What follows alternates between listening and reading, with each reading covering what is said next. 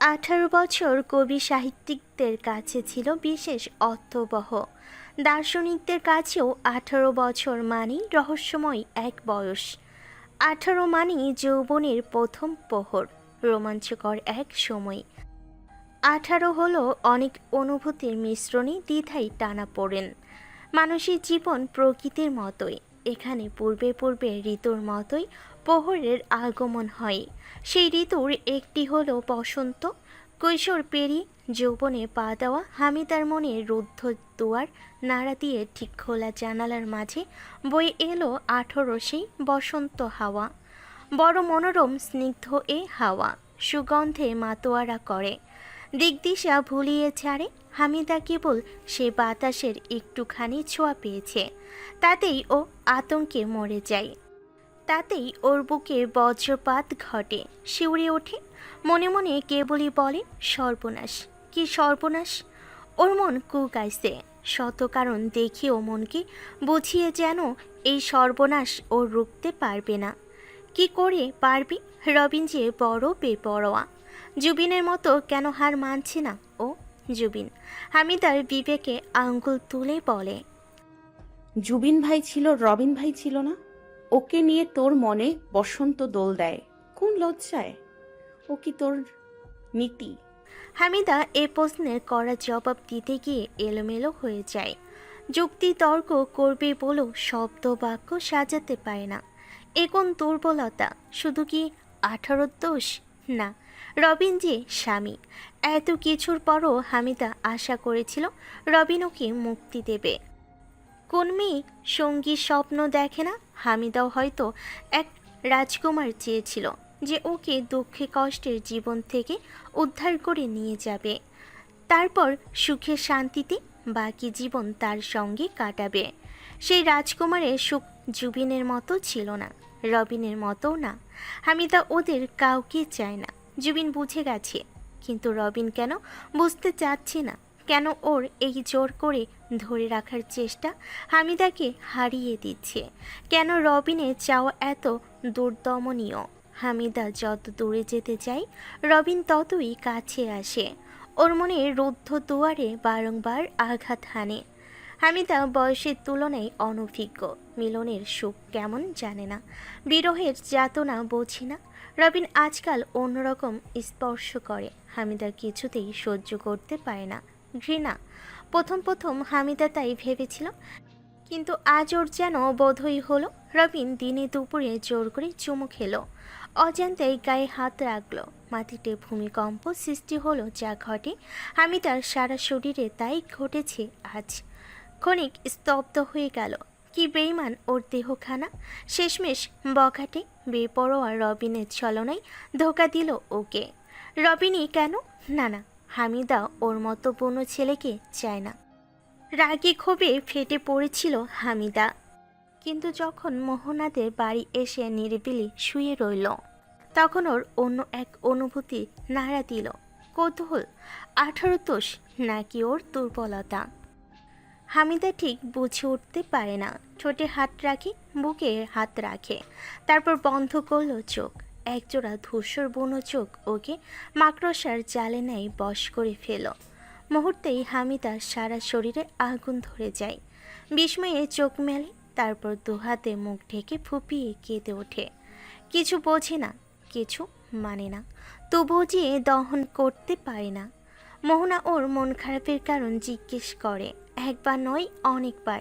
হামিদা চট করে মিথ্যা বলতে পারে না, চুপ করে থাকে, আমতা আমতা করে। তারপর সাজিয়ে বানিয়ে বা প্রসঙ্গ ঘুরিয়ে মোহনাকে ভুলিয়ে দেয়। মোহনা বোকা নয়, ও বোঝে কিছু হয়েছে, কিন্তু কি হয়েছে সে ধারণা ও করতে পারে না। হামিদা বাড়ি ফিরতে চায়, কিন্তু কখন, কিভাবে? দাদি যান যে একলা বসে আছেন, হামিদা শুয়ে আছে মোহনার ঘরে। কখন যে দুপুর গড়িয়ে রাত হয় ও বোঝে না। মোহনা খেতে বলেছিল কয়েকবার, হামিদা খেলো না। ওর মা এসে দেখে গেলেন, কিছু আন্দাজ করে বললেন রাতে থেকে যেতে। হামিদা হ্যাঁ না কিছুই বলেনি, ও শুধু শূন্যে তাকিয়েছিল। মোহনা বকবক করছে, কেন করছে হামিদা ঠিক ধরতে পারে না। বড্ড ঘুম ঘুম পাচ্ছে। আবার হঠাৎ শুনল মোহনা কারোর সঙ্গে কথা বলছে বাইরে। তারপরেই দরজা খুলে কেউ এ ঘরে প্রবেশ করলো। মোহনা নয়, হামিদা চৌকিতে তাকালো, লাফ দিয়ে বিছানার উপর বসলো। বন্ধ দরজায় এক পলক তাকিয়ে বলল, আপনি এত রাতে এখানে কেন এসেছেন? হামিদার বুকের ওড়না খসে পড়েছে, চুল এলোমেলো। রবিন তাকিয়ে রইল নীলজ্জের মতো। হামিদা অপ্রস্তুত হয়ে যায়। রবিন হাসলো। হামিদা ওড়না জড়িয়ে কটমট করে তাকাতে এগিয়ে এলো ও বুনো দৃষ্টি স্থির করে বলল, বাড়ি চল। না। অথচ হামিদা বাড়ি যাবে বলে অস্থির হয়ে উঠেছিল। রবিন বিরক্ত হলো না, বরং শান্ত গলায় বলল, জেদ করিস না হামিদা, তাড়াতাড়ি ওঠ। রবিনের মধ্যে কিন্তু কোনো তাড়া দেখা গেল না। বেশ শান্তভাবে হামিদার পাশে এসে বসলো। হামিদা সরে বসে তেজ গলায় বলল, বলেছি তো যাব না। কতবার শুনলে মাথায় ঢুকবে আপনার? রবিন হাত দুটো মাথার পেছনে রেখে বলল, কত শতবার শুনলেও মাথায় ঢুকবে না। দুপুরে তোর মুখে মুখ লাগিয়ে মাথা মুথা বন্ধ হয়ে গেছে। আবার যদি মুখ লাগাতে দিস তাহলে বোধহয় মাথায় কিছু ঢুকবে। কথায় আছে না, কাটায় কাটা তোলে, ওই রকম আর কি। হামিদার গাল লাল হয়ে গেল।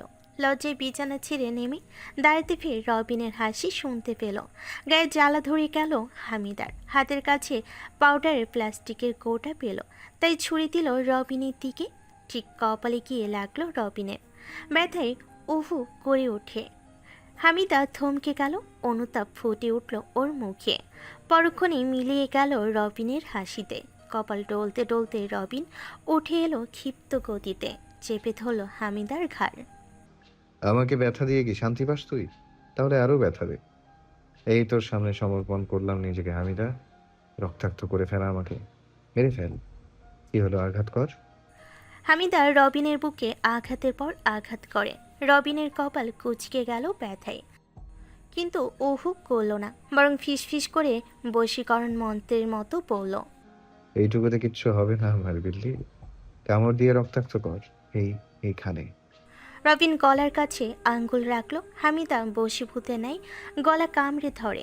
রবিনের শ্বাস ভারী হলো, ব্যথায় দাঁত কামড়ে পড়ল। এখানেও।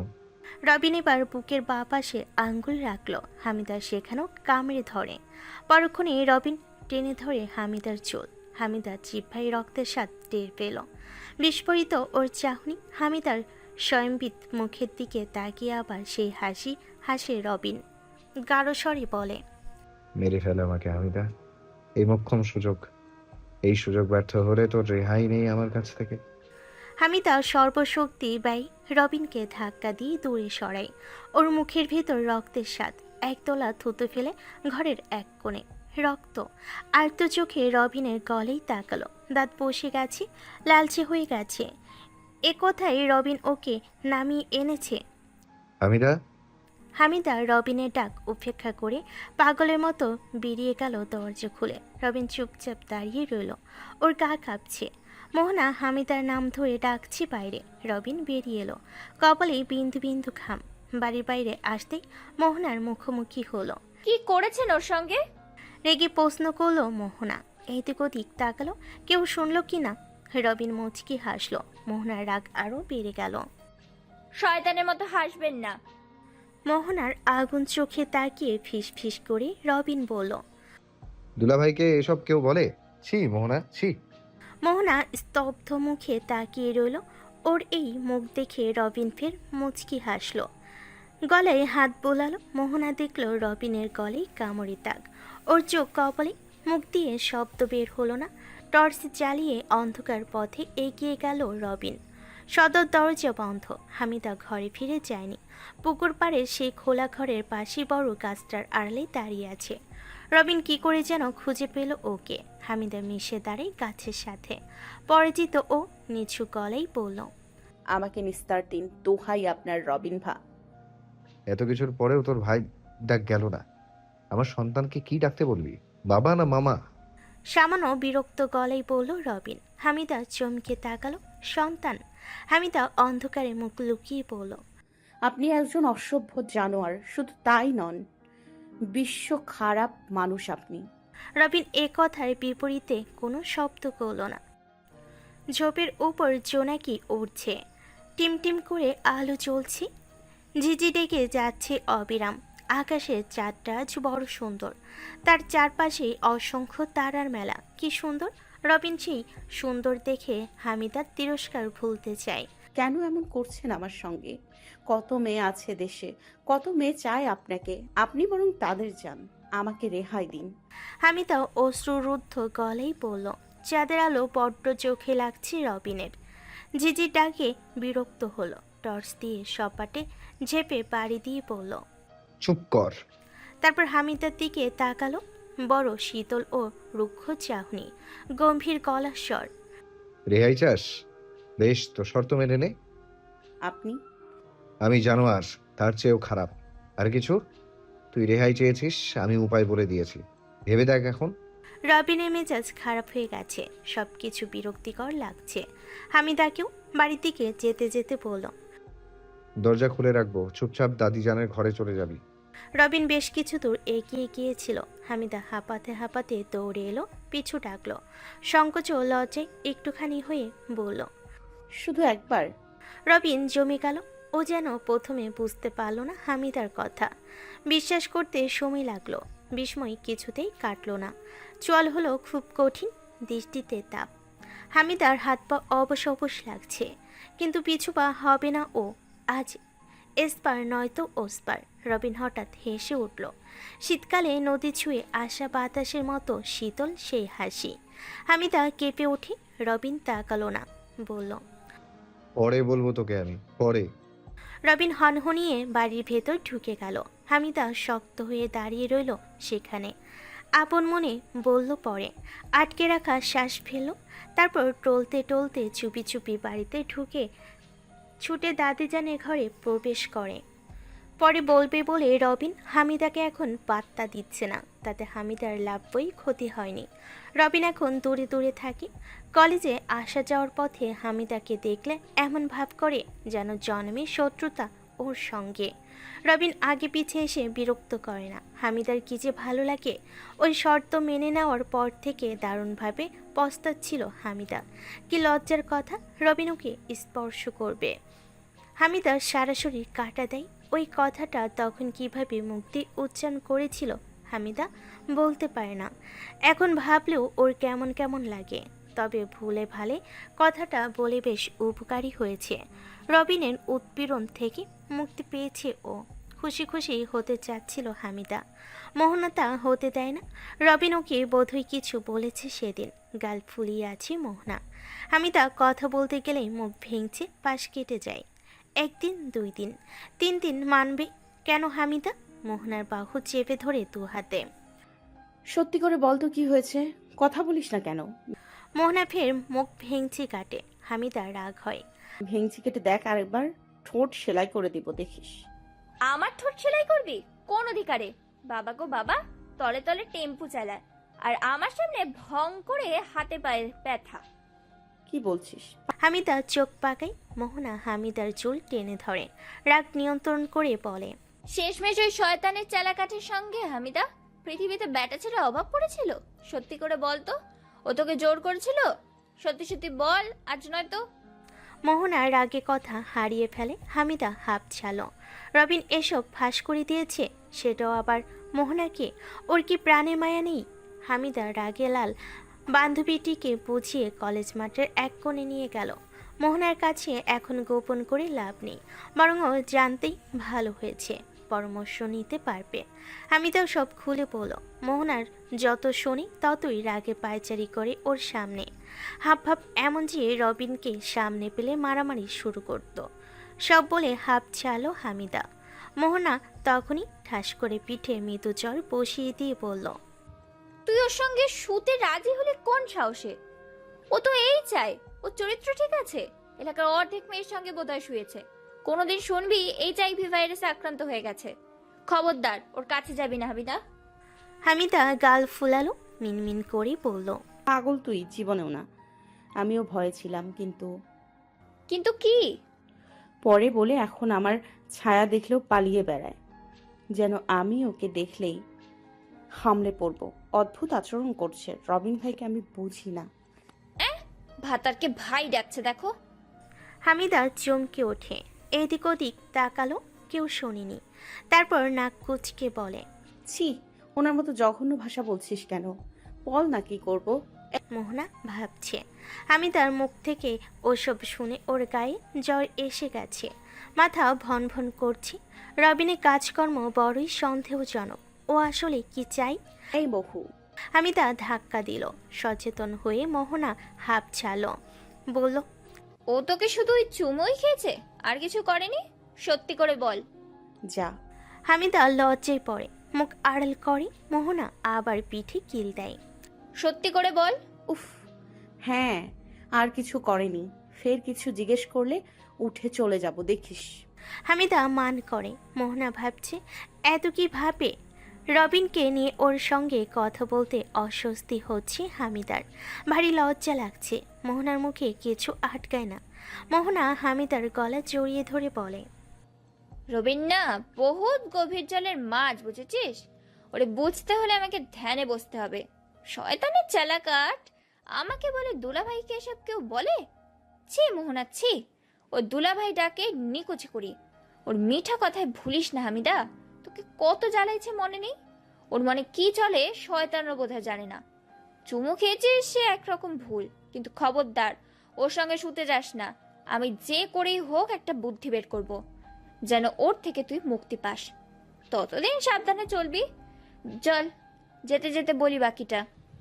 মোহনা ওকে শেখাই কি করে রবিনের বিরুদ্ধে দাঁড়াতে হবে, নিজেকে ওর সামনে শক্ত রাখতে হবে। হামিদা সব শোনে আর ভাবি, ও পারবে। রবিনকে কি এখন আর ভয় পাই? কলেজ শেষে রাস্তার পাশ দিয়ে গল্প করতে করতে দু বান্ধবী বাড়ির দিকে যাচ্ছিল। ব্রিজের উপর রবিন ওর সাঙ্গ পাঙ্গ নিয়ে দাঁড়িয়ে সিগারেট ফুঁকছে। হামিদা এক পলক দেখে আর চোখ তুলল না।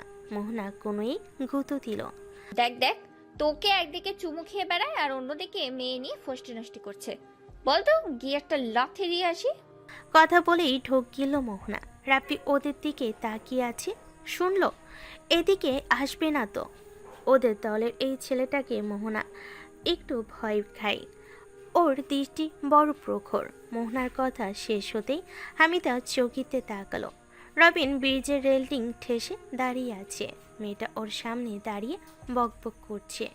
এই দৃশ্য তো নতুন কিছু নয়, তবুও ভেতরে ভেতরে ফুঁসতে লাগলো কেন হামিদা? এমন সময় কে যেন শীষ দিল। রবিন চোখ তুল। মেয়েটা ওর মুখের সামনে হেলে পড়তে মাথা ঠেলে সরিয়ে এগিয়ে এলো এক পাশে। হামিদা দৃষ্টি নামালো না। কেন নামাবে?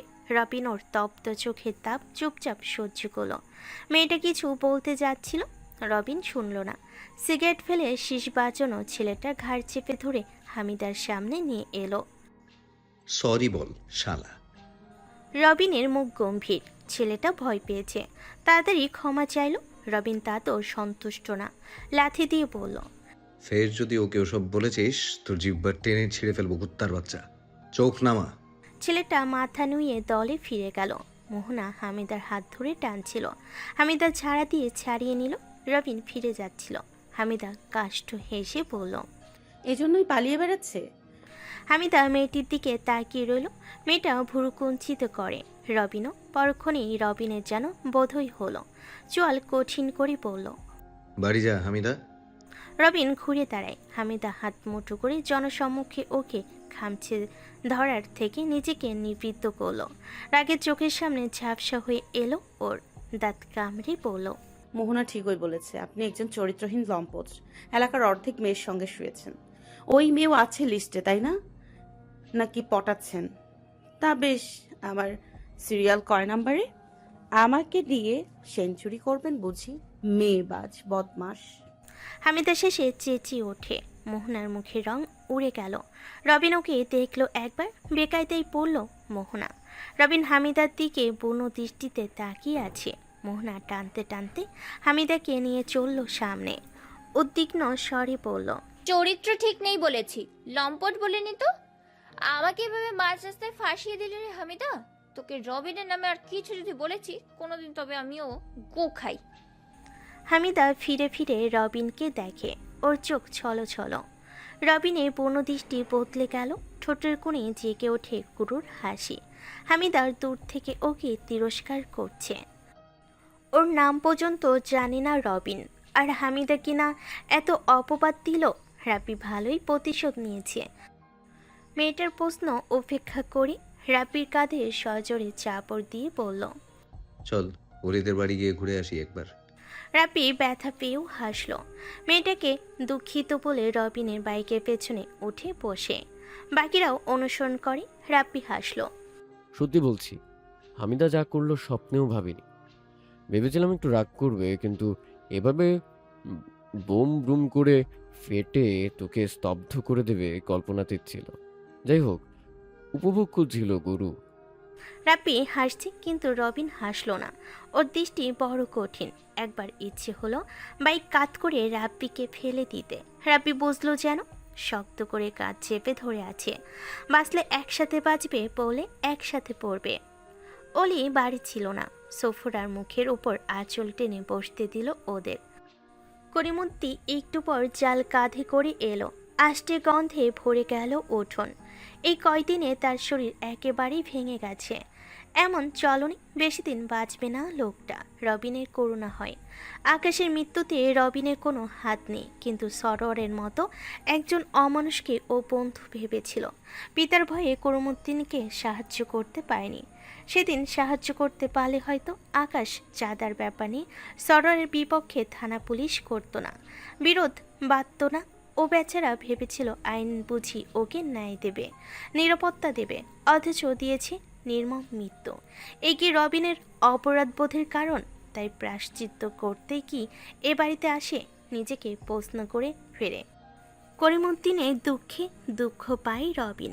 অলি ঢাকা ফিরতে চাচ্ছে না। সরোয়ার নামে ক্যাচ করবে, ভাইয়ের মৃত্যুর পরিশোধ নেবে যে কোনো মূল্যে, কিন্তু থানায় উপযুক্ত প্রমাণ ছাড়া কেস নিচ্ছে না। অলি তাই প্রমাণ সংগ্রহ করতে লেগে গেছে। সরোয়ারের কানে কথাটা পৌঁছে গেছে ইতিমধ্যেই। করিমুদ্দির বড় ভয় করে। রবিনের হাতে পায়ে ধরে যেন এই ছেলেটা তার থেকে বেঁচে থাকে।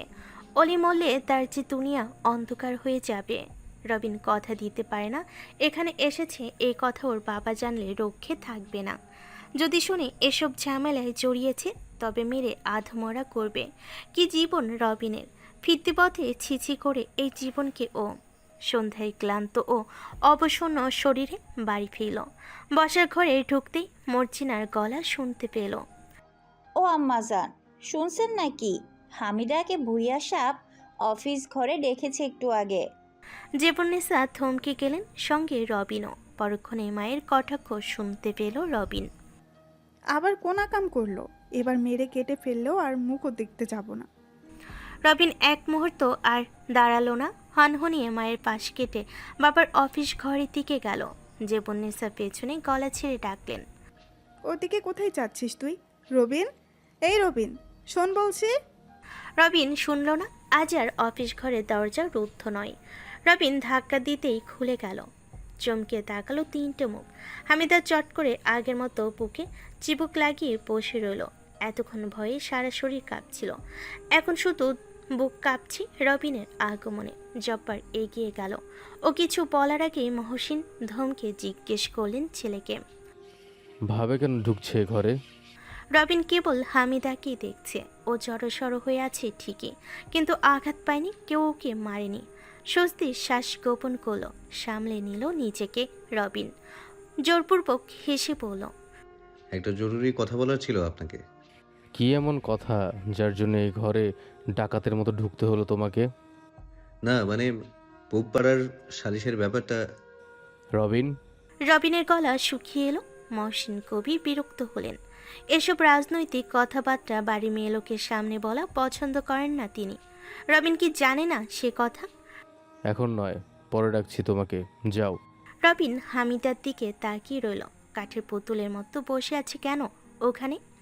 রবিন, ধমকে উঠলেন মহসিন কবির। জব্বার এগিয়ে এলো, রবিনকে ইশারা করলো চলে যেতে। রবিন অনিচ্ছায় ঘুরে দাঁড়ায়, এক পা করে দরজার দিকে এগিয়ে যায়। বল হামিদা, তোর কি মত? রবিন ভুরকুচকায়। কিসের মত দিতে এসেছে এখানে হামিদা? রবিনের পা পাথরে নাই ভার হলো হামিদার জবাব শুনে। আমি রাজি। কিসের রাজি? রবিন দরজার হাতল ধরতে মহসিন কবির প্রসন্ন মুখে ছেলেকে ডাকলেন। দাঁড়াও রবিন, এদিকে এসো। রবিন ধীর পায়ে এগিয়ে গেল। জব্বারের মুখে একটু আগে হাসি ছিল না, কিসের হাসিতে বুড়োটা হাসছে দাঁত কেলিয়ে। রবিনের চোখে মুখে অসন্তোষ। হামিদার অমন কাঠের পুতুল হয়ে বসে থাকা ওর অসন্তোষের আগুনে ঘি ঢেলে দেয়। জি আব্বা। বাবার সাথে কথা বলার সময় রবিনের ভেতরে রাগ খুব প্রকাশ পেল না। মহসিন কবির পকেট হাতে চকচকে 1000 টাকার নোট বের করে দিলেন। রবিন হাতে নিয়ে বললেন, জব্বারের সঙ্গে বাজারে গিয়ে হবি ভগ্নপতির বাড়িতে বিয়ের উপহার নিয়ে যেও কাল। একেবারে পাকা কথা দিয়ে আসবে, কেমন? জব্বার সঙ্গে সঙ্গে সাড়া দিল। রবিন চুপ করে রইল বলে মহসিন কবির ভুরকুটি করেই বললেন, কি ব্যাপার, বোনের বিয়ের কথা শুনে খুশি হওনি? সকলকে অবাক করে দিয়ে রবিন হেসে ওঠে। হামিদার দিকে তাকিয়ে বলে, মহা খুশি হয়েছি আমি আব্বা। ওকে বাড়ি থেকে বিদায় করতে পারলে আমার থেকে বেশি খুশি কে হবে? জব্বার চাচা কাল ভোরে ডেকে তুলবেন আমাকে। ভোরবেলা সব টাটকা ফল ও মাছ পাওয়া যায়। নতুন কুটুমবাড়ি বলে কথা, কোনো কিছুর কমতি রাখা যাবে না। রাতে ঘরে এসেও একবার সবকিছুর ফর্দ করে রাখবো। জব্বার হ্যাঁ হ্যাঁ করল। মহসিন কবির ছেলের উৎসাহে খুশি হলেন। ছেলেটা তার বড় কাজের। হামিদাকে যেতে বলতে ও উঠে দাঁড়ায়। এক প্রকার ছুটে বেরিয়ে গেল। মহসিন ও জব্বার ভাবলো বিয়ের কথা শুনে লজ্জা পেয়েছে। রবিন বেরিয়ে এলো টাকা হাতে। হামিদা অন্ধকারে দাঁড়িয়েছিল। রবিন দাঁড়িয়ে গেল, নীরবতা ভেঙে বলল, কিছু বলবি তুই? হামিদা অন্ধকারে মুখ তুলল। সিক্ত চোখ জোড়া রাগে লাল হয়ে আছে। ঠোঁট খুলল কিন্তু শব্দ বের হলো না। রবিন সামনেই তাকিয়ে আছে, নির্বিকার মুখ করে বলল, কিছু বলার না থাকলে ঘরে যা হামিদা। রবিন সামনে পা বাড়ালো। হামিদা খামছে ধরে ওর পিঠ, নখ বসিয়ে দেয়। আমি এ বাড়ি থেকে বিদায় হলে মহা খুশি হন, তাই না? বেশ, চিরজীবনের জন্য খুশি করে যাব আপনাকে। আমাকে অসম্মান করছেন, পুতুল ভেবেছেন। হামিদা হাঁপাচ্ছে। অফিস ঘরে দরজা খুলে গেল। কেউ আসছে এদিকে। হামিদা হাত মুঠো করলো, তারপর কষে কিল বসিয়ে দিল রবিনের পিঠে। মরবো আমি, দেখে নেবেন। রবিন ওকে ধরতে গিয়ে হাতের মুঠোয় শূন্যতা ধরল। ব্যথা দিয়ে আবার পালিয়ে গেল হামিদা। সন্ধ্যায় পড়ার টেবিলে বই মেলে বসলো হামিদা। যুক্তিবিদ্যা খুব কঠিন সাবজেক্ট, বলে কিছুতেই মনে থাকে না, তাই তো পরে আর খাতায় লেখে। কিন্তু আজকাল খাতায় লিখেও কিছু মনে রাখতে পারছে না। মাথার ভেতর জট পাকিয়ে আছে, বুকের ভেতর অস্থিরতা, মাঝে মাঝে দম বন্ধ হয়ে আসে। সুরাইয়া কি বলল? দাদিজান জায়নামাজে বসে বলেন। হামিদা বই পৃষ্ঠা উল্টে বলল, আমি এখনই বিয়ে করি, তাতে সোনামা সম্মত না। বলল বড় আব্বার সঙ্গে বাবাকে কথা বলতে বলবে। আমি নিষেধ করেছি। কেন? খবরদার কি খামোকা কথা বলবে। এছাড়া বড় আব্বার কথার ওপর তিথি তো যাবেন না। হনফা বেগম ঘাড় ঘুরিয়ে নাতনিকে দেখলেন। হামিদা ঘাড় গোছ করে বসে আছে, ওর মুখ দেখা যাচ্ছে না। নামাজের পাটিতে বসে আর কথা বাড়ালো না। মুখ ঘুরিয়ে নিতেই হামিদা গোপনে দীর্ঘশ্বাস ফেলল। তাকালো দাদিজানের দিকে। এই মানুষটাকে ছাড়া হামিদা কোথায় যাবে? কিন্তু বড় আব্বাকে যে মত দিয়ে এসেছে, উপায় কি ছিল ওর? কানে এখনো বড় আব্বার কথা বাজে। মুর্তুজাকে তোর বিয়ের ব্যাপার জানানো হয়েছে। সে বলেছে আমি যা বলবো তাই হবে। আমার সিদ্ধান্তে তার কোনো আপত্তি নেই। বাকি থাকে সুরাইয়ার কথা। তুই অমত না করলে ওর কি সাধ্যি আমার সিদ্ধান্তে হস্তক্ষেপ করে? তোকে তোর আপন বাপ মা ত্যাগ করলেও আমি এতদিন লালন পালন করেছি। সমাজে স্বীকৃতি দেওয়ার থেকে শুরু করে পুত্রবধূ পর্যন্ত করতে চেয়েছিলাম।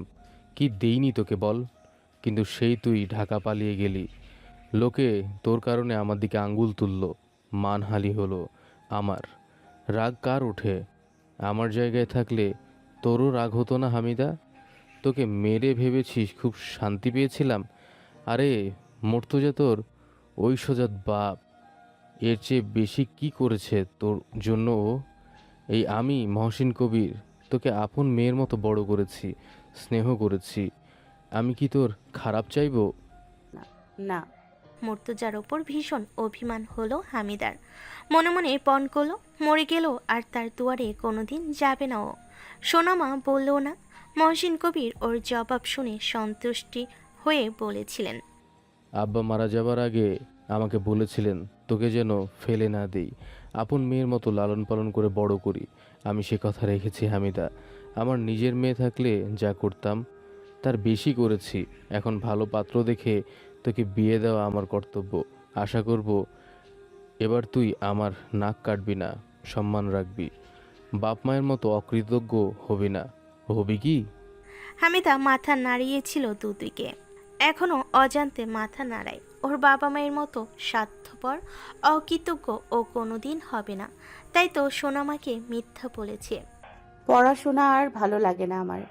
তাছাড়া কতদিন পরাশ্রিত থাকবো? আমার নিজের ঘর সংসার হোক এবার। তুমি আর বাধা দিও না, কসম লাগে। মৌলি বেজায় আঘাত পেয়েছে হামিদার এমন কথা শুনে। লোকে বলে সৎমা কোনোদিন আপন মায়ের মতো ভালোবাসতে পারে না। মৌলি সবটুকু দিয়ে হামিদাকে ভালোবেসেছিল, অথচ বিনিময়ে তাকে আঘাত ছাড়া কি দিয়েছে ও? হামিদার চোখ জ্বলে। বইটা বন্ধ করে নিঃশব্দে দাদিজানের ঘরের বাইরে এলো। নিজের পুরনো ঘরটার দরজার সামনে বসে। এখান থেকে দূর আকাশটা দেখা যায়। মিটিমিটি তারা জ্বলছে আকাশে। চারটে কি সুন্দর জ্যোৎস্না বিলিয়ে যাচ্ছে, অথচ হামিদা কেবলই অন্ধকার দেখে। হামিদার মনটা বিষণ্ণতায় ভরে আছে। সোনামা সবসময় ওর পক্ষ নেয়, সকলের বিরুদ্ধে গিয়ে ওর পাশে দাঁড়ায়, কিন্তু হামিদা সেসবের মূল্য দিতে পারে না। এই অসাহিত্য ও দুর্বলতা কুড়ে কুড়ে খাচ্ছে ওকে। মরে যেতে ইচ্ছে করছে, তা করার সাহস ওর নেই। তাই নিঃশব্দে কাঁদতে লাগলো। একটু দূরে মাকড়সার জালে আটকে পড়েছে একটা প্রজাপতি। কতক্ষণ আটকে আছে কে জানে, এখনো পাখা নাড়াচ্ছে ওটি। হামিদা উঠবে বলে দাঁড়িয়ে থমকে গেল। মাকড়সা প্রজাপতিটিকে একটু একটু করে শেষ করে ফেলেছে। হামিদা প্রজাপতিটিকে বাঁচাতে পারল না। ওর এত দুঃখের জীবনে এই ব্যর্থতার দুঃখই এখন প্রবলভাবে আঘাত করল। বসে পড়ল হামিদা। হঠাৎ ওর মধ্যে ভাবনা এলো, ও আর ওই প্রজাপতি ভিন্ন কোথায়। অন্ধকারে ভূতের মতো বসে আছিস কেন? হামিদার চৌকিতে তাকালো। জুবিন কখন এলো? দাদা ভাই। হামিদার গলায় বিস্ময়। জুবিন শ্লেষাত্মক বিড়বিড় করল। দাদা ভাই, শুনিয়ে বলল, শুনলাম তোর বিয়ে ঠিক করেছে বাবা। পাত্র নাকি মাশাল্লাহ। তা কেমন মাশাল্লাহ? রবিনের থেকেও বেশি তো? কম হলে আমি কি দোষ করেছিলাম? যে জুবিন এতদিন হামিদার ছায়া দেখে ঘৃণা করেছে, এড়িয়ে গেছে, আজ সেই কিনা ওর সামনে এসেছে। হামিদা জানে ও কেন এসেছে। ওই যে প্রকাশ করলো মুখ দিয়ে। হামিদা অন্যদিকে মুখ ফিরিয়ে রইল। জবাব না পেয়ে জুবিন আরও ক্ষেপে গেল, বলল, তোর মায়ের হিস্টোরি জানিস? শুনেছি সে প্রথমে আব্বার সম্পর্কে অনৈতিক সম্পর্কে জড়িয়েছিল। আব্বা বিয়ে করতে রাজি হয়নি বলে মর্তুজা চাচাকে ভুলিয়ে ভালিয়ে বিয়ে করে নেয়। কিন্তু ভাগ্যের পরিহাসে সে সম্পর্ক তার ভালো লাগেনি, তোকে ফেলে তাই পালিয়ে গেছে। এখন কোথায় আছে জানিস? ঢাকাতে এক ধনী লোকের তৃতীয় পক্ষ হয়ে বিলাসবহুল জীবন কাটাচ্ছে। কি বুদ্ধি তোর আর তোর মায়ের! হিস্টোরি রিপিট হচ্ছে বল, কারণ তোর ওই স্বামীরও দ্বিতীয় পক্ষের বউ হবি তুই। জুবিন হো হো করে হাসলো। হামিদার মুখ সাদা হয়ে গেছে, মাথায় যেন আকাশ ভেঙে পড়ল। পরক্ষণে জুবিনের সামনে দাঁড়িয়ে বলল, আমি আর আমার গর্ভধারিণী এক নই, আমরা দুজন ভিন্ন মানুষ। দাদা ভাই, আপনি কিসের উদাহরণ টানছেন? আপনাকে কখন চেয়েছি আমি? আপনার ভাইকেও চাইনি, আর না ওই পাত্রকে, বরং আপনারা আমাকে চেয়েছেন। আবার আপনারাই আমাকে আমার মা বানিয়ে দিচ্ছেন। আমি দুর্বল অসহায় বলে বারবার নিজেদের দোষের ভার আমাকে দেবেন কেন? খবরদার আমার চরিত্রে আঙুল তুলবেন না। আপনি আমাকে মেরুদণ্ডহীন, আত্মসম্মানহীন ও নির্লজ্জ যা ইচ্ছে বলুন, কিন্তু আমার চরিত্রের দিকে আঙুল তুলবেন না। ওইটুকু আমার সহ্য হবে না জুবিন ভাই, ওইটুকু আমার সহ্য হবে না। আমি আর আমার মা এক নই, কোনোদিন একরকম হব না। হামিদা জুবিনের স্তব্ধ মুখ দেখে দৃষ্টি সরিয়ে পাশ কেটে গেল। ওর চোখ তখনও সিক্ত, হাত কাঁপছে থরথর করে। কলপারে কাছাকাছি যেতেই রবিনের মুখোমুখি হলো। রবিন ওর বাহু চেপে ধরে। রবিন আর কিছু বলবি তার আগে হামিদা মুখ তুলে তাকালো। ওর ওই রক্তিম সিক্ত চোখ, কম্পিত ঠোঁট দেখে চুপ করে যায় রবিন। সামনে আবছা অন্ধকারে তখনও স্থির বসে আছে জুবিন। রবিন হামিদার বাধা উপেক্ষা করে জুবিনের সামনে নিয়ে এলো। জুবিন চমকে ওঠে, মুহূর্তে সামলে নিয়ে কুরুর হাসলো। হামিদা, উকিল ধরে নিয়ে এসেছিস দেখছি। রবিন সতর্ক করে। জুবিন উপেক্ষা করলেও পুরোপুরি সে সতর্ক হুইলচেয়ার ঠেলে ঘরে যেতে লাগলো। হামিদার মুখ থমথমে। রবিনের বন্ধন থেকে বাহু ছাড়ানোর আপ্রাণ চেষ্টা করে বলল, ওসব আপনাদের লাগে। আমি অসহায় মানুষ। আমার মতো মানুষের কেউ থাকে না। আমি আমারই একই রূপ, কিন্তু আপনাদের অনেক রূপ। লোকের সামনে একরকম, গোপনে ও রাতের আধারে আরেক রকম মুখোশধারী আপনারা। উকিল লাগলে আপনাদের লাগবে। হাত ছাড়ুন। শেষে রবিনকে বলল হামিদা। রবিন ওদের কথা বুঝতে চেষ্টা করে। জুবিন সেখানে আর দাঁড়ালো না। যেতে যেতে বারবারই হামিদার পরিবর্তন ওকে বিস্মিত করলো। কেমন আগুন চোখে তাকিয়েছিল ওর দিকে। কিছু ভট্টর করলো না তো। হামিদা রবিনের ছায়াও দেখতে চাচ্ছে না। ওর জীবন জটিল ছিল, রবিন জটিল তর করেছে। রবিনের কারণে কুলকিনারা হারিয়ে দিশাহারা অবস্থা হামিদার। জুবিনের কথা হামিদা ভুলতে পারছে না। ওর সারা গা যেন ঝলসে দিয়েছে। কি যে যন্ত্রণা হচ্ছে। রবিনকে দেখে রক্ত টকবক করে ফুটতে লাগলো। হাত ছাড়ুন। হামিদা এক প্রকার চেঁচিয়ে ওঠে। রবিন হাত আরো শক্ত করে ধরে, বলে, আপনাকে কেন বলবো? কে আপনি? কেউ না। হামিদা একই জবাব আর দিল না। রবিন হাঁপ ছাড়ল। রাগ নিয়ন্ত্রণ করে শান্ত গলায় ডাকলো। হামিদা মুখ ফিরিয়ে নেয়, তাকায় না। রবিন বিরক্ত হলো, চিবুক চেপে ধরে বলে। হামিদা রাগ চোখে তাকালো, তারপর খিলখিল করে হেসে ওঠে। কি হয়েছে? এখনো হয়নি কিছু। আর তো কয়েকদিন, তারপর কিছু হবে। আমার বিয়ে, ঢাক ঢোল সানাই বাজবে। ইস! রবিন চোয়াল কঠিন করলো, অন্য হাতে হামিদার ঘাড় চেপে পড়ল। ধরছেনই না তো। আপনাকে একটু ভাগ দিই, আসেন। বলতে বলতে রবিনের হাত থেকে চিবুক ছাড়িয়ে কামড়ে ধরে বাহু। আর্তনাদ করে ওঠে রবিন, ঘাড় চেপে ধরে হামিদাকে দূরে সরিয়ে দেয়। হামিদার ঠোঁটের এক কোণে রক্ত লেগে আছে। রবিন ব্যথাহত মুখে চেয়ে রইল। হামিদা রাগে ফুঁসছে, পিছিয়ে গেল। তারপর রবিনের দিকে আঙ্গুল তুলেই পড়ল। আমি আপনার খেলার পুতুল নই। হসনাইন কবির রবিন ভুঁইয়া। আমি হুমায়রা হামিদা, একজন রক্তে মাংসে গড়া মানুষ। আমার অনুভূতি আছে, আমারও কষ্ট হয়। এতদিন মুখ বুঝে সহ্য করেছি। এবার হয় মরবো, নয় জবাব দিব। রবিন এগিয়ে এলো। হামিদা পিছিয়ে যায়, চোখ মুছে বলে, আপনি আমাকে মুক্তি দেবেন না, কিন্তু অসম্মান করবেন, তাই তো? অমানুষ কোথাকার। নিজের বিয়ে করা বউকে আর এক পুরুষের সঙ্গে বিয়ে দিতে কি উৎসাহ আপনার? আপনার উৎসাহ জাহান্নামে যাক, আপনিও। কিন্তু আমি আর আমাকে অসম্মানিত হতে দিব না, দেখে নেবেন। রবিন আজ আর হামিদাকে ধরার সাহস করে না। হামিদা বিনা বাধাই ওর সামনে দিয়ে মাথা উঁচু করে ফিরে গেল। রবিন দাঁড়িয়ে রইল অন্ধকারে, একা, ভীষণ একা। কার্তিকের সকালবেলা, শীতের আগমনী বার্তা বাতাসে। দূরে কুয়াশা দেখা যায়। জেবুন্নেসার বাতের ব্যথা বেড়েছে। রাতে ঠিকমতো ঘুমাতে পারেনি। সকাল সকাল ঘুম থেকে উঠে হাত মুখ ধুয়ে চুলা জ্বালালেন। হামিদার বিয়ে উপলক্ষে ইতিমধ্যে বাজার করা হয়েছে। ঘর ভর্তি সেসবই। বাইরে একটা গরু আর দুটো ছাগল বাঁধা। বিয়ের অতিথিদের আপ্যায়নে সকল জোগাড় যন্ত্র প্রায় শেষ। আজ বোধহয় সামিয়ানা টাঙ্গানো হবে বাইরে। গতরাতে এসে পৌঁছেছে সেগুলো। জীবনেসার চাল ডাল মেখে খিচুড়ি বসিয়ে দিলেন। হঠাৎ তার মনে পড়ল খিচুড়ির সঙ্গে রবিন গরুর গোস্ত ভুনা খুব পছন্দ করে। সেটাও ফ্রিজ থেকে বের করে পানিতে ভিজালেন। এই ফাঁকে বাড়ির চারিদিকে ঘুরে এলেন। রান্না বান্না শেষ। জুবিনের পছন্দের শুটকি ভর্তাও করেছেন। দু ছেলেকে ডাকতে গেলেন। জুবিন আসছি বলল, কিন্তু রবিনের ঘর খোলা। বিছানার ভাঁজ নেই। জীবনেসা বিছানার উপর হাত রাখলেন। কি ঠান্ডা! তবে কি রবিন গতকাল রাতে ঘরে ফেরেনি? দূরে ফজরের আজানে ধ্বনি শোনা যাচ্ছে।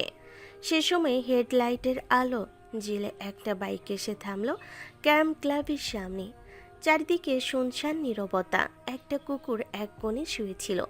শব্দ শুনে মাথা তুলল। চেনা মানুষ দুটোকে দেখে আবার ঝিমুতে লাগলো। রবিন ক্লান্ত শান্ত হয়ে ক্যারাম ক্লাবের দরজা খুলে বসলো চেয়ার টেনে। এখন রাতে বেশ ঠান্ডা পড়ে, তবুও রবিনের কপালে বিন্দু বিন্দু ঘাম। রাপি হাই তুলেই বলল, তোর বাপ ভুইয়া জানে তুই যে তলে তলে কি করছিস? রবিন নির্ঘুম রাতে চেয়ে রইল শূন্যে, তারপর হাঁপ চাল। জানলে জ্যান্ত কবর দেবে না শালা। তবু এত সাহস দেখাচ্ছিস? তোর প্রেমিক রূপের প্রশংসা না করে পারি না গুরু। শালা মজা নিস না, এমনিতেই চিন্তায় আমার মাথার রগ ছিঁড়ে যাওয়ার উপক্রম। রবিনের চোখ মুখের দিকে তাকালেই ওর দুরবস্থা কতটা আন্দাজ করা যায়। একদিকে পিতার ভয়, অন্যদিকে হামিদার মনে চলছে কি তা আন্দাজ করা সংখ্যা। রবিনের রাতের ঘুম দিনের স্বস্তি সব ধুয়ে গেছে। রাব্বি জিজ্ঞেস করল, চা খাবি না? বাংলা। রবিন কপাল টিপতে টিপতে ওর বিদ্রুপ উপেক্ষা করে বলল, বিষ থাকলে দে। তোকে বিষ দিয়ে জেলে যাবো নাকি গুরু? আমার হুবু বাচ্চার মায়ের কি রাব্বি থেমে গেল। রবিন চোখ তুলি দেখল। রাব্বির মুখখানা হঠাৎ গম্ভীর হয়ে ওঠে। রবিন তাকিয়েছে দেখে জোরপূর্বক হেসে বলল, বস চা নিয়ে আসি। রাব্বি বেরিয়ে গেল। চা এই সময় কোথাও পাবে না। বেরিয়ে একটা সিগারেট ধরালো। উদাস হয়ে চেয়ে রইল সামনের কুয়াশা জড়ানো অন্ধকারে। রাব্বির মনে আজকাল কি হয়েছে? গার্লফ্রেন্ডের সঙ্গে ঝামেলা হলো কি? রবিনের প্যান্টের পকেটে মোবাইল বেজে ওঠে। এত দুশ্চিন্তার মাঝেও ওর চোখে মুখে প্রসন্ন ভাব এলো। আসসালামু আলাইকুম চাচিমণি। ওয়ালাইকুম আসসালাম। আব্বাজান কি ঘুমাচ্ছিলে? না, ক্যারাম ক্লাবে বসে আছি। ওখানে গিয়েছিলে নাকি আব্বাজান? জি। আশানুপুর খোঁজ খবর কিছু পেয়েছো? এই কথার জবাব দেওয়ার আগে আপনার সঙ্গে কিছু ব্যাপারে বিস্তারিত আলোচনা করা দরকার। এখন সময় হবে? একটু অপেক্ষা করো। সুরাইয়া মৌলি মোবাইলটা নিয়ে বোধহয় নিরালয় গেল। বলল, বলো আব্বা। সুরাইয়া মৌলির সঙ্গে কথা বলতে বলতে ভোর সকাল হওয়ার পথে। রাব্বিকে বাড়ির পথে নামিয়ে রবিন চলল নিজ আলোয়ে। বাইক বাড়ির সামনে থামি নেমে দাঁড়াই। বাড়ির ভেতর ঢুকবে তখনই পুকুর পাড়ের ওদিকে কাউকে দেখতে পেল। রবিন পকেটে পড়ল বাইকের চাবি। ঝোপঝাড়ের আড়ালে কেউ যেন কিছু খুঁজছে। তখনও কুয়াশা কাটেনি। দূর থেকে কেবলই অবৈটা চেনা যায়। রবিন এক মুহূর্তে চিনে গেল। অন্যার অবগুণ্ঠনে কুয়াশায় মিশে গিয়েছিল হামিদা। এত সকালে এদিকে কেউ আসে না, তবুও তাড়াতাড়ি করে প্রয়োজনীয় জিনিসটা খুঁজতে লাগলো। আজ সাপ পিছু বা ভূত পেতের ভয়ও ওকে পিছু হটাতে পারল না। অনেক খুঁজতে খুঁজতে পেয়ে গেল কাঙ্ক্ষিত জিনিসটা। কি খুঁজছিস এই ভোর সকালে এখানে? হামিদা জমে গেল। এজন্যই কি প্রবাদ প্রচলিত, যেখানে বাঘের ভয় সেখানেই সন্ধ্যা হয়। হামিদা চট করে হাতটা বুকের ওড়নার আড়ালে লুকিয়ে ফেল। তারপর লম্বা শ্বাস ফেলে ফিরে না তাকিয়ে এড়িয়ে যেতে লাগলো। আগ্নেয়গিরির অগ্নি উৎপাতের মতো সৃষ্টি হামিদার সেই রাগ সুপ্ত হয়ে উঠিল। রবিনকে দেখা মাত্রই ফুঁসে ওঠে, কিন্তু ও কিছু বলবে না, কোনো কথা বলবে না। আর তো একটা দিন ধৈর্য ধরবে। হামিদা। হামিদা সেই ডাক উপেক্ষা করে। ওর বুকের ওড়নার আড়ালে লুকোনো হাত দুটো কাঁপছে। হামিদা দৌড়ে পালাবে ভাবতেই রবিন খপ করে ওর ঘাড় চেপে ধরে। গলার স্বর বড্ড কঠিন। তুই আমাকে কি ভেবেছিস? হ্যাঁ, রাস্তার কুকুর আমি? এত উপেক্ষা? হামিদা নিজেকে ছাড়ানোর চেষ্টা করেই বলল, তার চেয়েও নিচে আপনি। আপনার মুখ দেখলে পায়ের তলা পর্যন্ত জ্বলে আমার। আরো শুনবেন? অনিয়মিত ঘুম, দুশ্চিন্তায় নাজেহাল ও দীর্ঘক্ষণ অভুক্ত থেকে রবিনের মাথার ভেতর ভো ভো করছিল। হামিদার অমন করা জবাব শুনি মাথা ঘুরে গেল। গলা চেপে ধরে মুখ নামিয়ে বলল, বল, নিজের রূপ দেখি তোর চোখে, তাকা আমার দিকে। রবিন মুখ নামিয়ে আনলো। সিগারেটের গন্ধে হামিদা নাক কুচকে ফেলে। কি করছেন? বাড়ি ভর্তি মানুষ, কেউ দেখে ফেললে আমি মরবো তো মরবো, আপনিও বাঁচবেন না। রবিন হামিদাকে সেভাবেই টেনে নিয়ে এলো বড় গাছটির আড়ালে। ঝুঁকে পড়ে ওকে দেখতে লাগলো। হামিদা এক হাতে রবিনের বুকে আঘাত করে খামচে দেয় যতদূর হাত গেল। রবিন ওহু পর্যন্ত করল না। হামিদার কান্না ঠেলে এলো, ফুপিয়ে ওঠে। রবিন চিবুক তুলল, কম্পিত ঠোঁট ছুঁয়ে দেবে, তখনই হামিদা ওর গালে কষে জ্বর দিল। রবিন এবার জোর করল। ওর বাহুর মাঝে ছটফট করতে করতে কখন যেন অন্য হাত খসে পড়ে। রবিন ভুরকুচকে নিচে তাকিয়ে হতবুদ্ধি হয়ে গেল। কাঁপতে থাকা হামিদাকে ছেড়ে হাঁটু ভেঙে বসল। হাতে তুলে নিল ধূতটা ফুল দুটো। রবিনের গলা, কাঁধ ও বাহু খুব জ্বলছিল হামিদার নখের আঘাতে, কিন্তু এই ধূতটা ফুল দেখে ও যেন কিছুক্ষণের জন্য ব্যথা অনুভূতি ভুলে গেল। তারপর আচমকা রেগে অগ্নিশর্মা হয়ে হামিদা ঘাড় চেপে ধরে, বড় নিস্পৃহ গলাই বলল। মরার প্ল্যান করছিলি নাকি? হামিদা ভয় গিলেই বলল, মরবো না তো কি করব? আপনাদের হাতের পুতুল হয়ে নাচবো? একবার আপনি বলবেন কবুল বল হামিদা, আমি তাই বলবো। আবার আরেকবার লোকের সঙ্গে বিয়ের বন্দোবস্ত করবেন, আমি টুকটুকে বউ সেজে তাকেও কবুল বলবো। হ্যাঁ, আমাকে কি ভেবেছেন মানুষ আমি? ভেতর পর্যন্ত ঘৃণায় রি করে ওঠে আমার। হামিদার মুখ লাল হয়ে উঠেছে, কাঁদতে কাঁদতে হিসকি তুলেছে। রবিনের রাগ উবে গেল। হামিদাকে স্তব্ধ করে বাহুর মাঝে জড়িয়ে ধরল, মাথায় হাত বুলিয়ে বলল, তুই হামিদা আমার, শুধুই আমার। জীবনে তুই যতবার কবুল বলবি কেবল আমাকে উদ্দেশ্য করে বলবি। মরবি না তুই, খবরদার হামিদা।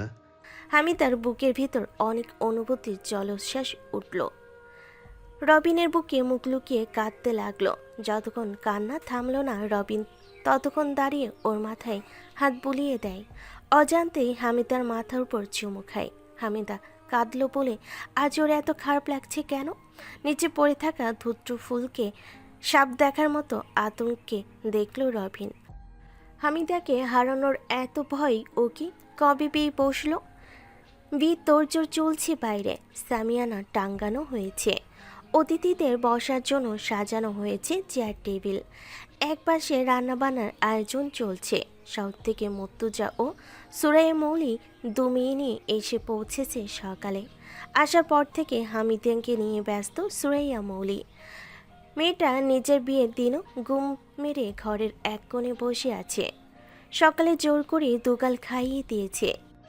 হেমো মোমো বোনের মন খারাপ কেন জানতে চাই। জবাবে হামিদা জোরপূর্বক হাসল। হনুফা বেগম নাতনি দুজনকে কাছে টেনে গল্প জুড়ে দিলেন। মিনারা সুলতানা ও জেবুন্নেসা বসার ঘরে বসে ওর সঙ্গে কথা বলতে বলতে পান চিবুচ্ছে। জুবিন ঘর থেকে বের হয়নি। এসব হই হলো তার ভালো লাগে না। মিনারার মেয়ে ও স্বামী এসেছে এবার। বাড়িতে তাদের আলাদা করে খাতির যত্ন করা হচ্ছে। মিনারা সুলতানা নয়তো মুখ ফুলিয়ে ভাইয়ের কাছে নালিশ করবে। মহসিন কবির ভুইয়া বোনের ক্যাচ পছন্দ করেন না। খামোখা তিলকে তাল করার বদ অভ্যাস আছে মিনারার। ওসব ঝামেলা এড়াতে বোন এলে তাই আলাদা খাতির যত্নের আদেশ করে রেখেছেন। মহসিন কবির আজ নিজেও মহাব্যস্ত। জব্বার খুব খাটছে সকাল থেকে। বড় পোস্ট অফিসে ভালো চাকরি করে, অর্থকড়ির অভাব নেই। কনেকে নিশ্চয়ই গহনাপত্র ও দামি জিনিসপত্র দেবে। সকাল সকালই ও বাড়ি থেকে বড় সুটকেস দিল। মৌলির নিষেধ অমান্য করে মিনারা সুলতানা আগে খুললেন সেটি। খুলে তার নাক মুখ কুঁচকে গেল। এত সামান্য বিয়ের সামগ্রী, একটা লাল বেনারসি, সস্তা পাউডার, কাজল, মেকআপ ইত্যাদি ইত্যাদি। গহনা বলতে কেবল একখানা স্বর্ণের চেন, চুড়ি, তাও কাচের। আর স্বর্ণ কোথায়? জিপুন্নেসা ও মিনারা মুখ টিপে হাসলেন সব কিছু দেখে। ভাবলেন একেবারে হামিদার উপযুক্ত স্বামী পেয়েছে। যেমন মেয়ে তেমনি জিনিসপত্র। ওরা মনে মনে খুশি হলো। মৌলি তাড়াতাড়ি সুটকেস আটকে হাতে তুলে নিয়ে সিনথিয়াকে বলল, সব কিছু টাকার ভাবতে নেই মা। কে জানে যে পাঠিয়েছে সে তোমার মতো টাকায় নয় বরং হৃদয়ে নিংড়ানো ভালোবাসা দিয়ে কিনেছে। তোমরা এই সব কিছু সস্তা নজরেই দেখছো তো, তাই তেমনই লাগছে। আমার কাছে এই 200 টাকার জুতো, 1000 টাকার শাড়ি, তারপর 40 বা 50 টাকার কাজল, লিপস্টিক, এসব সস্তা লাগবে না মোটেও। এসবের মূল্য অসামান্য। টাকায় তোলা যাবে না মা। সিনথিয়ার মুখ লাল হয়ে উঠল লজ্জায়। জীবনে যা কাজের ছুতোই অন্যদিকে গেলেন। তার আর কি, হামিদা বিদায় হলে সে বাঁচে। চুপচাপ ছুটকেস হাতে হনুফা বেগমের ঘরে ঢুকে গেলেন। মিনারা রাগে ফুঁসতে লাগলো। বাগে পেলেই এই মৌলিকে দেখে নেবে সে। বেনারসি পড়বে না হামিদা। সুরাইয়া মৌলি জোর করে পড়ালেন। মেয়েটা কেঁদে ভাসালো, রাগ করলো, কিন্তু কেউ পাত্তা দিল না। হামিদা সাজবে না, কাজল চোখের জলে ভেসে গেল। স্নো পাউডার ও লিপস্টিক লেপটে গেল মুখে। ঘোমটার আড়ালে থম ধরে বসে রইল। মনে মনে পণ করলো এ ঘর থেকে সকলে একবার বের হলেই গলায় ফাঁস দেবে। কিন্তু সুরাইয়া মৌলি এক মুহূর্তের জন্য ওকে ছেড়ে কোথাও গেল না। হিমমোমো এত ডাকলো তবুও গেল না। মেয়ে দুটো কি সুন্দর সেজেছে। বিরক্ত করলো বলে মৌলি মৃদু ধমক দিল ওদের। মায়ের বকুনি খেয়ে ছলছল চোখে বাবার কাছে চলে গেল হিমু মোমো। দুপুরের পরপরই বর এলো। হইচই পড়ে গেল বাইরে। এই যে এত সময় পরও রবিনের ছায়াও দেখল না হামিদা। অথচ রবিন ওকে কথা দিয়েছিল হামিদা শুধু ওর থাকবে। হামিদার বুক কাঁপছে, উত্তেজনায় স্থির থাকতে পারছে না। রবিন ওর কথা না রাখলে হামিদাও কথা রাখবে না। বরকে নিয়ে কানাঘুষা চলছে। হামিদার কানে এলো কিছু। বর ওর বাপের বয়সী, দেখতে কালো বেটে, মাথায় টাক। হামিদা এসব দেখে মানুষ বিচার করে না, ওর খারাপ লাগছে। কিন্তু সে এসব কারণে নয়। একজনের বউ হয়ে ফের আরেকজনকে বিয়ে করা যায় নাকি? কাকে বলবে, কিভাবে বলবে, বলার পরে কি হবে? বিয়ের সময় যত ঘনিয়ে এলো বারবারই মনে হতে লাগলো রবিন ধোকা দেবে না তো, এ ওর প্রতিশোধ নয় তো। হঠাৎ বাইরে হট্টগোল শুরু হলো। সাইরেন বাজলো, পুলিশ এলো। সকলে এ ঘর থেকে বাইরে গেল। হনুফা বেগম একটু আগে হুইল চেয়ার করে বড় ছেলের সঙ্গে কথা বলতে গিয়েছে। ঘরে এখন হামিদা ও মৌলি। মৌলিকে মর্তুজা ডেকে পাঠাতেও ও উঠে দাঁড়ায়। দরজার কাছে যেতে ফিরে তাকায়, কিছু বলতে যাই, এরই মধ্যে বাইরের চিৎকার চেঁচামেচি ভালো। মৌলিকে ডাকছে মর্তুজা। চুপচাপ বসে থাক, খবরদার উঠবি না। মা যাবে আর আসবে। সুরাইয়া মৌলি চলে গেল। হামিদা সেদিকে তাকিয়ে রইল কিছুক্ষণ, তারপর টলতে টলতে উঠে দাঁড়ায়। রবিন এলো না, কেন এলো না? হামিদার বুকের ভেতর ভেঙে এলো। তাকালো চলন্ত ফ্যানের দিকে, বন্ধ করলো সুইচ টিপে। পাখাগুলো শান্ত হওয়া পর্যন্ত ফের অপেক্ষা করলো। দরজার দিকে তাকিয়ে রবিন এলো না। শাড়ির আঁচল খুললো হামিদা, ছুড়ে দিল ফ্যানের দিকে, টেনে নিচে আনলো। কুচি খুলে গেল। বাইরে হট্টগোল তখনও থামেনি। ওটা থামলেই কাজী আসবে নিশ্চয়। আঁচলে গোল করে ফাঁদ তৈরি করলো হামিদা। উঠে দাঁড়ায় টুলের ওপর। ওই কাপড়ের ফাঁদেই সামনে কেবল শূন্যতা। হামিদার হাত পা জমে গেল। চোখ বন্ধ করে গলায় যেই না ফাঁদ পড়বে অমনি দরজা সশব্দে খুলে যায়। হামিদা। রবিন এলো। এলো। হামিদার পা টলে ওঠে, পড়েই যেত যদি না রবিন গলি তুলে নিত। চোখ মুখ খিচে বন্ধ করে রইল হামিদা। নীরবে কাঁদছে। রবিন ওকে দাঁড় করালো। আঁচল ছাড়া বুকের দিকে এক পলক তাকিয়ে আঁচলে জড়িয়ে নেয়, ঘোমটা তোলে মাথায়, চিবুক তুলে বলে, এত অবিশ্বাস আমার প্রতি তোর? সত্যি তো নিচ আমি। এই হামিদা, হামিদা রে। রবিনের কণ্ঠস্বর রোধ হয়ে গেল। কেবল জোরে জোরে শ্বাস ছাড়ল। হামিদা ডুকরে কেঁদে উঠে ঝাঁপিয়ে পড়ে রবিনের বুকের ওপর। রবিন জড়িয়ে ধরল খুব শক্ত করে। ওর বুক কাঁপছে। হামিদা স্পষ্ট টের পেল। মুখ তুলে দেখতে পেত বেচারার মুখ আতঙ্কে পাণ্ডুর হয়ে গেছে। হামিদাকে বিয়ে করতে আসা স্বপন মুন্সি হলেন স্থানীয় এমপি সাহেবের শ্যালক। স্বভাবে স্বপন মুন্সি বদমেজাজি, অসৎ চরিত্রের লোক। লোকে মুখে প্রচলিত প্রথম বউটিকে সে পিটিয়ে মেরে ফেলেছিল, কিন্তু এমপি সাহেবের ক্ষমতার জোরে ব্যাপারটা প্রকাশ পায়নি। এছাড়াও তার আলুর দোষের কিচ্ছা কাহিনী কম না। এত কিছু অজানা ছিল না মহসিন কবিরের। সব জেনে শুনে হামিদাকে ওই পাষণ্ড পশুর ঘরে পাঠাতে চেয়েছিলেন, কারণ এমপির সঙ্গে আত্মীয়তা করা। সারা জীবন কি চেয়ারম্যান থেকে যাবেন নাকি? আরও ক্ষমতা চাই তার, অনেক উপরে উঠতে চান। এজন্য এমপিকে হাত করতে হবে। কিছু পেতে হলে কিছু বিসর্জন দিতে হয়। মহসিন কবির হামিদাকে এতদিন লালন পালন করে বড় করেছেন, ওর জন্য এত যে করেছেন তার বিনিময় নেবেন না? হামিদা লক্ষ্মী শান্ত মেয়ে, ঘর সংসার বোঝে, মুন্সির মতো বদমেজাজি লোকের সংসার ও ঠিক করে যেতে পারবে।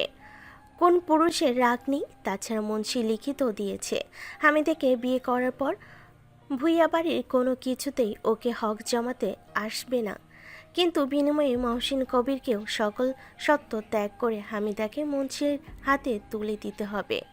এ পর্যন্ত সবই মহসিন কবিরের পরিকল্পনা মাফিক হচ্ছিল। হামিদাকে একেবারে ঠকানোর চিন্তা তার ছিল না। বিয়েতে কম খরচ তো করছেন না, 100 মানুষ খাওয়াচ্ছেন। গহনা বলতে সোনার কানে দুল দুটো রুলি বানিয়ে দেবেন। এ কি অনেক নয়? হামিদা ফের যেন অঘটন ঘটাতে না পারে সেদিকেও সতর্ক দৃষ্টি ছিল। এবার সব ঠিকঠাক চলছিল, এবার তার পরিকল্পনা নস্যাৎ করার সাধ্যকার। বিয়ের দিন এলো, মেহমান এলো, তারপর বরপক্ষ। মহসিন কবি ধরে নিয়েছিলেন এবার তিনি ভালোই ভালোই ঘাট থেকে হামিদাকে ঝেড়ে ফেলতে পারবেন, কিন্তু সমস্যা শুরু করলো মর্তুজা। বরকে দেখে ওর মুখের রং বদলে গেল। মহসিনের বলা মিথ্যা সহজে ধরে ফেলল। ভাইকে বশ করার ব্যাপার ছিল না, কিন্তু একটু পর কোত্থেকে কি শুনে এসে বজ্রপাতের ন্যায় পড়ল বিয়ের আসরে। মহসিন কবি থামাতে গেলে চিৎকার করে বলল, একজন খুনি চরিত্রহীন পশুর সঙ্গে কিছুতেই মেয়েকে বিয়ে দেবো না আমি। মর্তুজা ভেবেছিল তার শ্রদ্ধেয় বড় ভাইটি মুন্সির গোপন ইতিহাস জানে না। ভাইকে সব কিছু খুলে পড়ল। মহসিনের মাথায় যেন বাজ পড়ে। এত সাজানো পরিকল্পনা ভেস্তে দিল কে? এমপি সাহেব অপমানিত হলেন, তার রাজনৈতিক ক্যারিয়ার যে মুখ থুবড়ে পড়বে। ভাইকে তিনি নানানভাবে বোঝাতে লাগলেন সব কথা সত্য নয়। যে বলেছে সে হামিদার মন্দ চায়, বিয়ে ভাঙতে মিথ্যা রটিয়েছে, কিন্তু মর্তুজা তা শুনবে না। হনুফা বেগম মরা কান্না জুড়ে দিলেন। তিনি মরে যাবেন, তবু অমন পাত্রের কাছে নাতনিকে বিয়ে দেবেন না। রবিন কাঁচা খেলেনি এবার, মর্তুজাকে ভালো মতো খেপিয়ে দিয়েছে। অবশ্য এর পেছনে শ্রেয়া মৌলির বিরাট অবদান। তার সহায়তা ছাড়া রবিন এত কৌশলী পরিকল্পনা সফল করতে পারত না। সব শুনে গণ্যমান্য ব্যক্তিবর্গ মর্তুজার পক্ষ নিল। মুন্সিকে এক প্রকার ঘাড় চেপে ধরে পুলিশ ভ্যানে তুলল। কি যে শান্তি পেল রবিন। সিনা টান করে দাঁড়িয়ে দাঁড়িয়ে দেখল রবিনের ষড়যন্ত্রের গুটির চালে মহসিন কবিরের রানী চুরি হয়ে গেল। মর্তুজা পুলিশ ডাকল। উত্তেজনায় ওর সমস্ত শরীর কাঁপছে। মলি কোথায়? বেকুব বনে গেলেন মহসিন। তাকে এমন করে কে হারিয়ে দিল? ভরা মজলিসে এমন করে অপমান কি করার দুঃসাহস করল? রাগে ক্ষোভে ও ব্যর্থতায় তার গা কাঁপতে লাগলো। জব্বার ও রবিন ছুটে এসে না ধরলে মহসিনের মাথা টাটা ফেটে যেত, যাতা অবস্থা। তাহলে বিয়ে হবে না? সব শুনে বিস্মিত গলায় প্রশ্ন করল হামিদা। স্বস্তির নিঃশ্বাস চাল। রবিন ওকেই দেখছিল। কি সুন্দর লাগছে লাল বেনারসিতে হামিদাকে। ওই রং এসে ছুঁয়ে গেল রবিনের পাণ্ডুর মুখখানা। সোনার চেনটা ধন্য ধন্য জয়ধ্বনি তুলছে যেন হামিদার গলায় পড়ে। রবিন অজান্তে ওটি ছুঁয়ে দেয়। হামিদা সংকুচিত হতে টেনে ধরে কাছে আনে। অবশ্যই হবে, কিন্তু আমার সঙ্গে। বল রাজি? হামিদা লাজুক মুখে ও মিনমিনে গলায় বলে, একবার না হয়েছে আমার বিয়ে, আবার কেন? আমি বলেছি তাই। আমি যতবার বলবো ততবার তুই আমাকে বিয়ে করবি, প্রয়োজনে সারা জীবন জপতে থাকবি। হামিদা মুখ লুকালো ওর বাহুর পাশে। আস্তে আস্তে বলল, বললেই হলো। রবিন ওর চিবুক চেপে ধরে মুখ কাছে আনে। তারপর কড়া জবাব দিতে গিয়ে গিলে ফেলল। চোখের পানিতে কাজল ধোয়া, লেপটে যাওয়া লিপস্টিকে হামিদার মুখখানা অপলক দেখতে লাগলো। ওর ভেতর উত্থাল পাত্থাল ঢেউ উঠল। হামিদার কোমর জড়িয়ে ধরে আশ্রয় ফেলল বুকের উপর। আরেকটু দেরি করলে কি অঘটনটাই না ঘটিয়ে ফেলতো হামিদা। রবিন ভাবতে পারে না কি ভয়ঙ্কর ভাবনা। ওর সব কিছু বিক্ষিপ্ত হয়ে যায় বিনা বাধায় ও আচমকা। হামিদাকে হতবুদ্ধি করে দখল করে নেয় ঠোঁট জোড়া। ওর সমস্ত সত্তা শিহরিত হয়ে বলে, এই তো হামিদা, এই তো। বাইরে জীবনেশা চিৎকার করে উঠলেন। হামিদা রবিনের বুক ঠেলে সরিয়ে দিল। তাড়াতাড়ি দূরত্ব বাড়িয়ে দাদিজানের খাটের এক কোণে ঘুরে আনত হয়ে দাঁড়িয়ে রইল। শ্বাস স্বাভাবিক হতে সময় লাগলো। রবিন তখনই বেরিয়ে গেল না। তোকে একটা কথা বলতে ভুলে গিয়েছি আমিরা। কি? পেট দেখালে তো বলবো না, ঘুরে দাঁড়া আমার দিকে। না, অমনি করে বলেন না। না। থাক, তবে আমার আর শুনে কাজ নেই। রবিনের চোয়াল কঠিন হলো। হামিদা কবে ওর কথা শুনেছি? ঠিক আছে, পরে আবার বলিস না যেন। তোকে সতর্ক করিনি কেন? চললাম। দরজা খোলার শব্দ হলো। রবিন তবে গেল। হামিদা ভুরু কুচকালো। কি সতর্কের কথা বলল মানুষটা? হামিদার লজ্জা বুঝলো না, খামোখা রাগ দেখালো।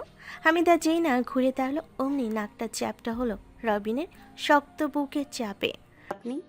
রবিন মুচকি হাসলো, তারপর ঝুঁকে হামিদার নাকে টোকা দিয়ে বলল, ভয় পেলি? জীবনেও না। হামিদা চোখ নামালো, নাকে হাত রাখলো। ঠিক যেখানে টোকা দিল রবিন বলল, আমার অহংকারে আঘাত করিস না, খবরদার। তোর ওই জীবনেও না আমি চূর্ণ বিচূর্ণ করে দেব। কিভাবে দেব শুনবি? রবিনের চোখে মুখে দুষ্ট ভাব। হামিদা না তাকিয়েও বুঝতে পারে। দোকান চেপে মাথা নাড়াই দুদিকে। রবিন হাসলো। বাইরে জীবননিসা চিৎকার করছেন। বাড়ির সকলেই চিন্তিত হয়েছে। মহসিন কবির ভুইয়া কি হার্টফেল করলো? রবিনের হাসি মিলান হলো। সোজা হয়ে দাঁড়িয়ে হামিদার কানের উপর থেকে হাত দুটো সরিয়ে পড়ল। চাচিমণি ও দাদিজান সব জানেন। কোন ব্যাপারে? আমাদের ব্যাপারে। মানে বলতে যাব কেন? তুই না বলেছিস তোর শুনে কাজ নেই? তাহলে আমার কি ঠেকা? চললাম। রবিন সত্যি সত্যি দরজার দিকে চলল। হামিদা খামছে ধরে টি শার্ট পেছন থেকে। বলে যান।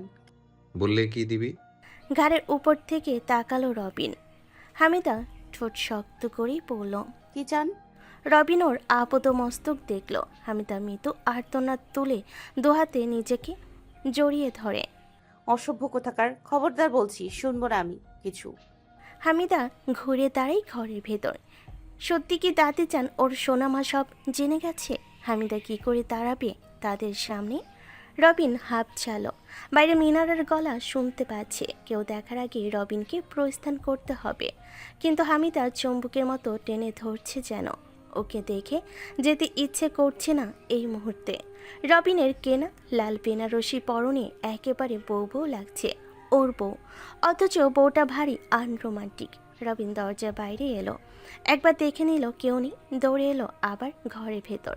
আমি তার ঘাড়ের উপর ফিসফিস করে বলল, তোকে আজ কেমন লাগছে জানিস হামিদা? ঠিক আমার বউ বউ। বিশ্বাস না হলে আয়নায় দেখ গিয়ে। রবিন যেমনি এসেছিল তেমনি করে বেরিয়ে গেল। হামিদা থমকে গিয়েছিল। দাঁতস্থ হতেই বিছানায় বসলো, তারপর আবার উঠল। আয়না সামনেই ছিল।